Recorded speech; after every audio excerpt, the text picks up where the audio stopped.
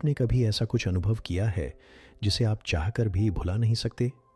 ऐसी घटना जो आपके दिमाग में हमेशा के लिए छप जाती है।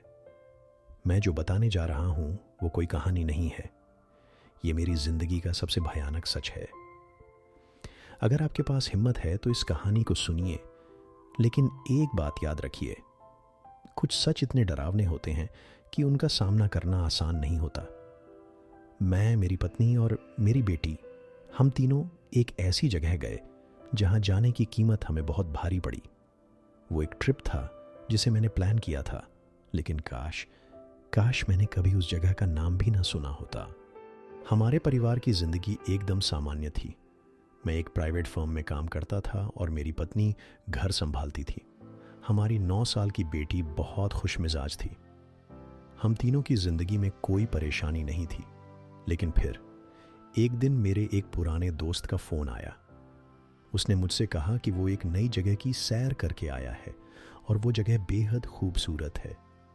उसने बताया कि वहां पर बहुत पुराना एक राजमहल है जहां का इतिहास बहुत दिलचस्प है। उसने जो बातें बताईं उन्होंने मुझे आकर्षित कर लिया। मैं बहुत दिनों से परिवार के साथ कहीं घूमने का प्लान बना रहा था, तो मैंने बिना ज्यादा सोचे उस जगह जाने का फैसला कर लिया। जब मैंने अपनी पत्नी से इस बारे में बात की तो उसने पहले थोड़ी हिचकिचाहट दिखाई। उसे पुरानी सुनसान जगहों पर जाने का शौक नहीं था, लेकिन जब मैंने जिद की तो वो मान गई। हमने अगले ही दिन के लिए ट्रेन की टिकट बुक कर ली। हम तीनों ट्रेन में बैठे और सफर शुरू हुआ। रास्ते भर हमारी बेटी खिड़की से बाहर देखती रही और उत्साह से बातें करती रही। जब हम स्टेशन पर पहुंचे तो मैंने देखा कि वहां बहुत ज्यादा भीड़ नहीं थी। स्टेशन एकदम शांत था, जैसे वहां समय ठहर गया हो। हमने एक टैक्सी ली और उस जगह की तरफ निकल पड़े जहां वो पुराना राजमहल था। रास्ते में मैंने टैक्सी ड्राइवर से उस जगह के बारे में पूछा तो उसका चेहरा थोड़ा गंभीर हो गया। साहब, वहां बहुत कम लोग जाते हैं। जो भी वहां रात बिताने जाता है वो फिर कभी वैसा नहीं रहता जैसा पहले था। उसकी बात सुनकर मेरी पत्नी ने मेरी तरफ देखा, लेकिन मैंने हंसकर बात को टाल दिया। कुछ देर बाद हम उस जगह पहुंचे।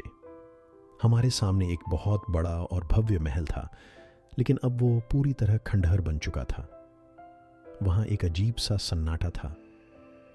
हमने अपनी गाड़ी पार्क की और महल के अंदर जाने लगे। जैसे ही हमने महल के मुख्य दरवाजे पर कदम रखा, एक ठंडी हवा का झोंका हमारे चेहरे से टकराया। मेरी पत्नी ने धीरे से मेरा हाथ पकड़ लिया। अंदर घुसते ही मुझे एहसास हुआ कि इस जगह में कुछ अजीब है। वहां की हवा में एक अजीब सी गंध थी। ऐसा लग रहा था कि हमें कोई देख रहा है, लेकिन चारों तरफ बस सूखे पत्तों की सरसराहट थी। हमने महल के अंदर घूमना शुरू किया। वहां के कमरे बड़े बड़े थे, लेकिन धूल और जाले हर जगह फैले हुए थे। मेरी बेटी उत्सुकता से चारों ओर देख रही थी। पापा, यहां पहले कौन रहता था? उसने पूछा। कहते हैं कि ये एक राजा का महल था, लेकिन फिर अचानक एक दिन सब कुछ खत्म हो गया। कोई नहीं जानता कि यहां क्या हुआ। हम लोग आगे बढ़ रहे थे कि अचानक मेरी पत्नी रुक गई। यहां पर कोई और भी है। उसके चेहरे पर हल्का डर था। मैंने चारों ओर देखा, लेकिन वहां कोई नहीं था। मुझे लगा कि यह उसका वहम होगा। हम एक बड़े हॉल में पहुंचे जहां चारों ओर पुरानी पेंटिंग्स टंगी हुई थीं। मेरी बेटी उनमें से एक पेंटिंग को गौर से देखने लगी। वो एक महिला की पेंटिंग थी जिसकी आंखें अजीब तरीके से चमक रही थीं। पापा, ये औरत मुझे देख रही है, मेरी बेटी ने अचानक कहा और डर से मेरी तरफ भागी। मैंने उसकी तरफ देखा और पेंटिंग को ध्यान से देखने लगा। वो बस एक साधारण पेंटिंग थी, लेकिन मेरी बेटी की घबराहट देखकर मेरे मन में भी एक अजीब सा डर बैठने लगा। हम कुछ देर और वहां घूमे और फिर बाहर जाने लगे, लेकिन तभी मुझे एक हल्की सी आवाज सुनाई दी। ऐसा लग रहा था कि किसी ने मेरा नाम पुकारा हो। प्रकाश। मैंने तुरंत पीछे देखा, लेकिन वहां कोई नहीं था। मेरी पत्नी ने मेरा हाथ पकड़ा और कहा, चलो अब यहां से निकलते हैं, मुझे अच्छा महसूस नहीं हो रहा। हम जैसे ही बाहर निकले, अचानक मेरी बेटी ने चिल्लाकर रोना शुरू कर दिया। मुझे जाने दो, मुझे छोड़ दो। उसकी आंखें बंद थीं और वो जमीन पर गिरने लगी। मैंने उसे उठाया, लेकिन वो बुरी तरह कांप रही थी। मैंने उसकी माँ को कहा कि उसे गाड़ी में ले जाए। हम तेजी से वहां से निकले और होटल पहुंच गए। रात को जब सब सो चुके थे, मैं अपनी बेटी के पास बैठा था। वो अब भी सहमी हुई थी। मैंने उसे सुलाने की कोशिश की, लेकिन तभी मुझे अपने कमरे में किसी के चलने की आवाज़ सुनाई दी। मैंने चारों ओर देखा, लेकिन कुछ नहीं था। तभी खिड़की के बाहर मुझे कुछ दिखा, एक परछाई जो हमारी तरफ देख रही थी। मैं घबरा कर खड़ा हो गया। जब मैंने दोबारा देखा तो वहां कुछ नहीं था, लेकिन अब मैं जान चुका था कि हमने कुछ बहुत गलत कर दिया है। अगर आप इस कहानी को यहां तक सुन चुके हैं तो आगे बढ़ने से पहले एक बार सोच लीजिए, यह सिर्फ एक कहानी नहीं, मेरी जिंदगी की सबसे डरावनी सच्चाई है। जब मैंने पहली बार यह अनुभव किया तब भी मुझे यकीन नहीं हुआ था, लेकिन अब मैं जान चुका हूं कि कुछ चीजें हमारे समझने से परे होती हैं। रात के उस अंधेरे में जब मैंने खिड़की से बाहर देखा तो वहां कोई नहीं था, लेकिन मुझे पूरा यकीन था कि मैंने किसी को देखा था। कमरे में हल्की ठंडक थी, जबकि खिड़कियां बंद थीं। मैं धीरे से अपने बिस्तर पर बैठ गया, लेकिन नींद मुझसे कोसों दूर थी। सुबह मेरी पत्नी ने बताया कि उसने भी अजीब अजीब सपने देखे थे। मेरी बेटी अब भी डरी हुई थी। उसने बताया कि रात को किसी ने उसके कान में फुसफुसा कर कुछ कहा था, लेकिन जब उसने आंखें खोलीं तो कोई नहीं था। हम वहां से तुरंत निकलने की सोच रहे थे, लेकिन होटल के मैनेजर ने हमें रोक लिया। उसने कहा कि अगर हम बिना पूजा करवाए वहां से जाएंगे तो हमारे साथ कुछ अनहोनी हो सकती है। पहले तो मुझे यह सब बकवास लगा, लेकिन मेरी पत्नी ने जिद की कि हमें उसकी बात माननी चाहिए। मजबूरी में मैं तैयार हो गया। होटल के पास ही एक पुराना मंदिर था। वहां एक पुजारी को बुलाया गया। जैसे ही उसने मेरी बेटी को देखा, उसका चेहरा उतर गया। उसने तुरंत कुछ मंत्र पढ़ने शुरू कर दिए और मेरे कंधे पर हाथ रखकर बोला, आपने बहुत बड़ी गलती कर दी। वहां जो था उसने आपको देख लिया है, अब वह आपका पीछा करेगा। मैंने हंसकर उसकी बात को नजरअंदाज किया, लेकिन मेरी पत्नी का चेहरा सफेद पड़ गया था। पुजारी ने एक धागा दिया और कहा कि इसे हर वक्त अपने हाथ में बांधे रखना। मैंने अनमने मन से वह धागा पहन लिया। फिर हम वापस घर के लिए रवाना हो गए। रास्ते में सब कुछ सामान्य लग रहा था, लेकिन फिर ट्रेन में बैठते ही अजीब घटनाएं होने लगीं। मेरी बेटी अचानक से बहुत शांत हो गई थी। जब मैंने उससे पूछा कि वो चुप क्यों है, तो उसने सिर उठाकर मुझे देखा और जो उसने कहा उसने मेरे रोंगटे खड़े कर दिए। पापा, वो भी हमारे साथ ही आ रहा है। मैंने घबराकर इधर उधर देखा, लेकिन वहां कुछ नहीं था। मेरी पत्नी ने मेरी बेटी को अपने सीने से लगा लिया और चुप रहने को कहा। रात होते ही ट्रेन में माहौल और भी अजीब हो गया। डिब्बे में ज्यादा लोग नहीं थे, लेकिन मुझे बार बार ऐसा महसूस हो रहा था जैसे कोई हमें देख रहा हो। तभी बगल की सीट पर बैठा एक बुजुर्ग व्यक्ति मेरी ओर झुका और धीरे से बोला, तुमने कोई गलती की है, कोई तुम्हारे पीछे है। मैं एकदम से झटका खाकर पीछे हट गया। आप क्या कह रहे हैं? मैंने डरते डरते पूछा। मैं देख सकता हूं, वो यहां है, इसी डिब्बे में। उसकी आंखें एक पल के लिए मेरे पीछे कहीं टिक गईं और फिर वह चुप हो गया। मेरी पत्नी को जैसे ही यह बात पता चली, उसने मुझे कहा कि हमें अगली ही स्टेशन पर ट्रेन बदल लेनी चाहिए। मैं पहले तो हिचकिचाया, लेकिन जब मेरी बेटी ने मेरा हाथ कसकर पकड़ लिया और कांपते हुए कहा, प्लीज पापा, यहां से निकल चलो, तो मैंने बिना कुछ सोचे हामी भर दी। हमने अगले स्टेशन पर ट्रेन बदल ली। अब हमें बस से घर जाना था, लेकिन जैसे ही हम बस स्टैंड पहुंचे, मेरी बेटी अचानक से जमीन पर गिर पड़ी। उसकी आंखें उलट गई थीं और वह बुरी तरह कांप रही थी। मेरी पत्नी चिल्लाने लगी, लोग इकट्ठा होने लगे। मैंने उसे उठाने की कोशिश की, लेकिन उसके होंठ बुदबुदा रहे थे। वह किसी और भाषा में कुछ बोल रही थी। तभी वहां खड़ा एक आदमी आगे बढ़ा। वह देखने में एक साधारण सा इंसान था, लेकिन उसकी आंखों में अजीब सा तेज था। इसे तुरंत मंदिर ले जाओ, उसने कहा। हम घबराए हुए थे, लेकिन हमारी बेटी की हालत देखकर हमने उसकी बात मानी। मंदिर पहुंचते ही पुजारी ने हमारी बेटी को देखते ही कहा, बहुत देर हो चुकी है, वो अब इसे छोड़ने वाला नहीं। मेरी पत्नी रोने लगी। मैंने पुजारी से कहा कि कुछ भी करके मेरी बेटी को बचा लें। तब उसने हमें मंदिर के गर्भगृह में ले जाकर कहा कि हमें उसके चारों ओर रक्षा मंत्रों से घेरा बनाना होगा। जैसे ही उसने मंत्र पढ़ने शुरू किए, मेरी बेटी जोर जोर से चीखने लगी। उसकी आवाज़ बदल गई थी। वो मेरी बेटी की आवाज़ नहीं थी, वो किसी और की थी। अचानक ही वहां रखे दीपक की लौ तेज होने लगी। हवाएं चलने लगीं। मंदिर के अंदर भीषण अंधेरा छा गया। और फिर मेरी बेटी ने जो कहा, उसने मेरी जिंदगी हमेशा के लिए बदल दी। अब बहुत देर हो चुकी है, अब मैं कभी वापस नहीं जाऊंगी। मंदिर में जो हुआ वो मेरे जीवन का सबसे भयानक पल था। मेरी बेटी की आवाज़ बदल चुकी थी। वो अब मेरी बेटी नहीं लग रही थी।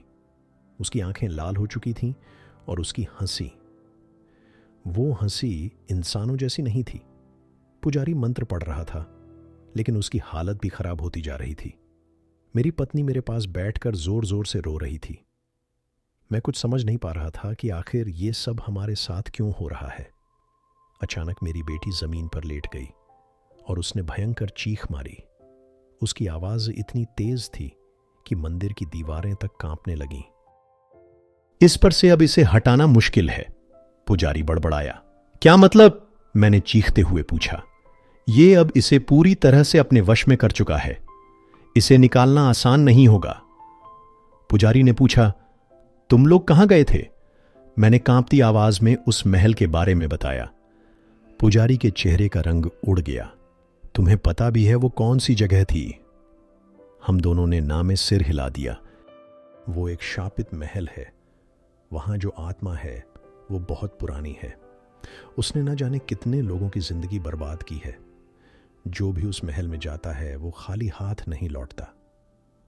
मेरी पत्नी सुबकते हुए बोली, हमने कुछ नहीं किया, बस वहां थोड़ी देर घूमे थे। पुजारी ने गहरी सांस ली और बोला, लेकिन उसने तुम्हें देख लिया, उसने तुम्हें चुन लिया।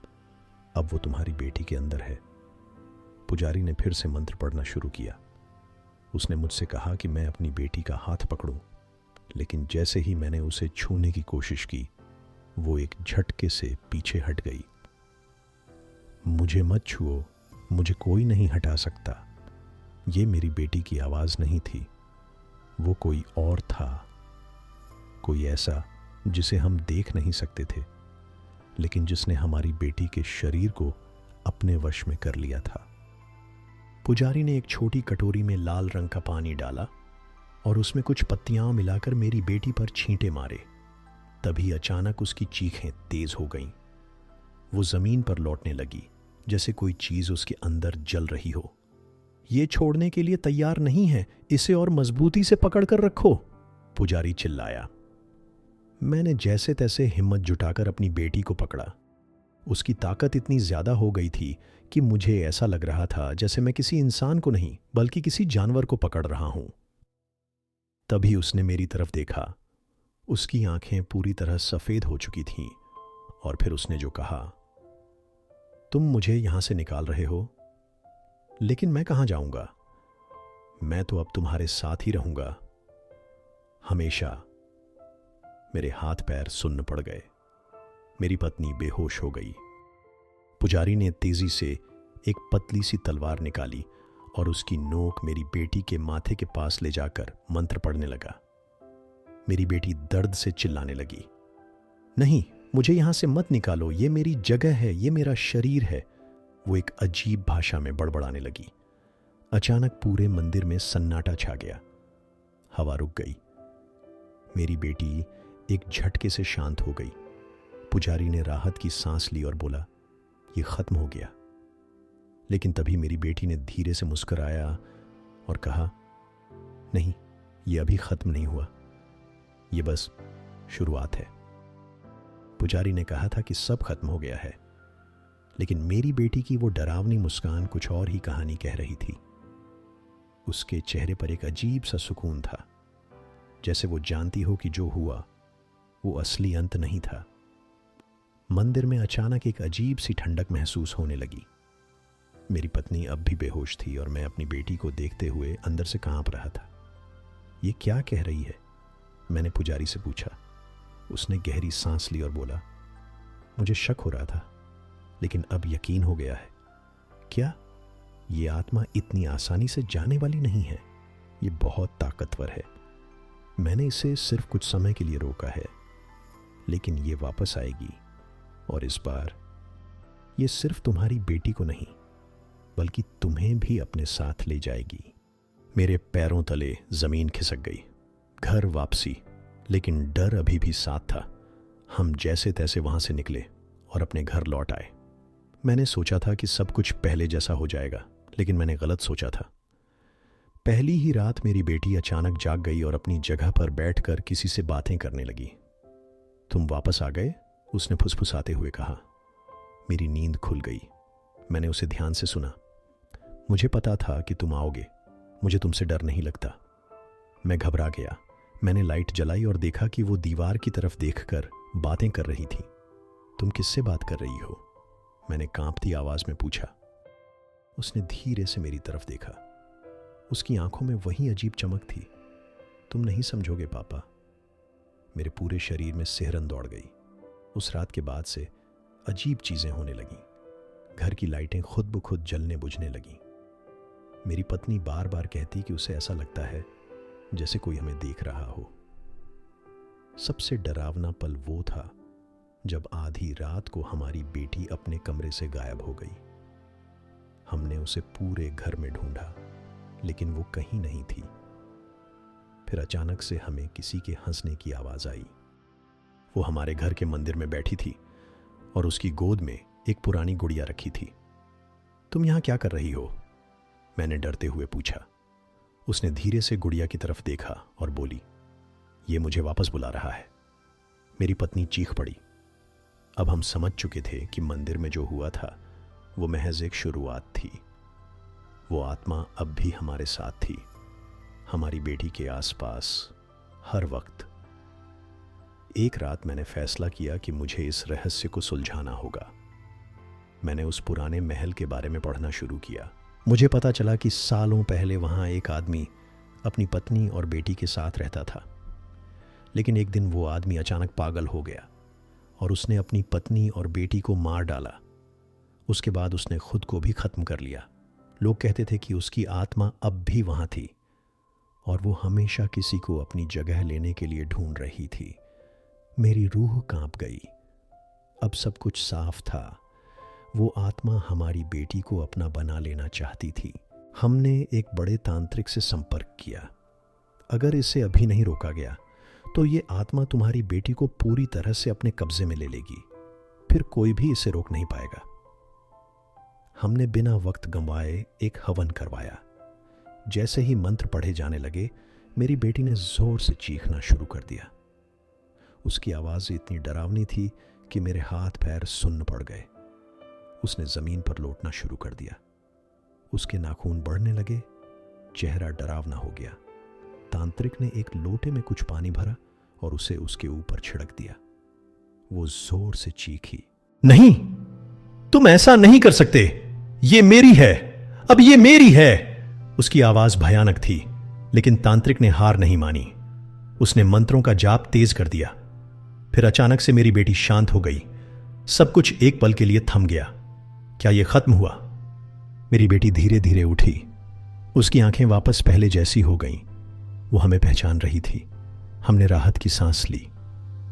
तांत्रिक ने कहा, अब वो वापस नहीं आएगा, लेकिन ध्यान रखना, ऐसी जगहों पर फिर कभी मत जाना। हमने वादा किया कि अब ऐसी गलती दोबारा नहीं करेंगे। लेकिन कहानी यहीं खत्म नहीं होती, क्योंकि जब हम घर लौटे तो मेरी बेटी के कमरे की दीवार पर एक नाम लिखा हुआ था। मैं अभी भी यहां हूं,